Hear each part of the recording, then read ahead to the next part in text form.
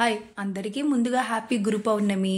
నిన్న నేను సాయిబాబాది డెకరేషన్ అని వ్లాగ్ పెట్టా కదా, ఆ వీడియో చూడకపోతే వెళ్ళి చూడండి.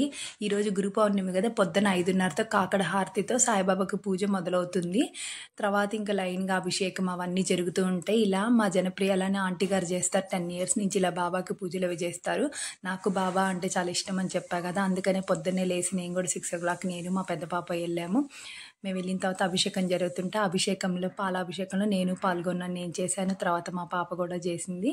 నాకు చాలా మంచిగా అనిపించింది. ఇంకా తర్వాత మళ్ళీ ఇంటికి వచ్చాక చూడండి, నా దగ్గర ఉన్న పాలరాయి విగ్రహానికి నేను కూడా అభిషేకం అయి చేసుకున్నాను.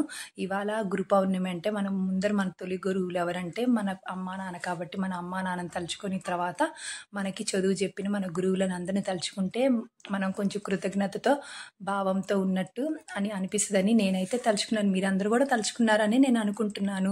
తర్వాత మంచిగా బాబాని మంచి మంచి నీళ్ళతో కడిగేసినాక మంచిగా తుడిచి నేను ఈ డ్రెస్సు ఈ దండ ఇవన్నీ షిరిడీకి వెళ్ళినప్పుడు అక్కడ తెచ్చుకున్నాను అనమాట. నాకు మీకు చెప్పా కదా, నాకు బాబా అంటే చాలా ఇష్టం. నాకు ఇవాళ గురు పౌర్ణమి రోజు బాబాకి ఇలా మంచిగా అలంకరించుకొని చేసినందుకు నాకైతే చాలా హ్యాపీగా చాలా సంతోషంగా అనిపించింది.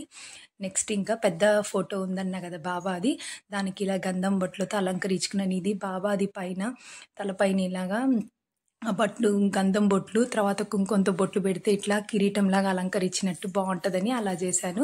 ఇంకా తర్వాత మా ఆయన పూలమాల దండ అవన్నీ తీసుకురమ్మంటే తెస్తే పైన బాబాకి పూలమాలతో అంతా అలంకరించినాక కింద నా దగ్గర పాలరాయి విగ్రహానికి నా దగ్గర సేమ్ అలాగే వెండివి బాబా విఘ్నేశ్వరుడు అవన్నీ ఉంటే అవన్నీ మంచిగా పూలతో అలంకరించుకున్న తర్వాత ఇంకా దీపారాధన చేసుకొని దేవుడికి అన్ని నైవేద్యం ఫస్ట్ మనం ఏ పూజ చేసినా తొలి పూజ ఫస్ట్ విఘ్నేశ్వరుడు కదా, ఫస్ట్ విఘ్నేశ్వరుడికి పసుపు కుంకుమ అక్షంతలతో సంకల్పన చెప్పుకున్నాక తర్వాత సాయిబాబా కూడా చెప్పుకున్నాను. ఇంకా సాయిబాబా అష్టోత్తరాలు మంత్రాలు ఉంటాయి కదా, వాటితో నేను పూజవి చేసుకున్నాను.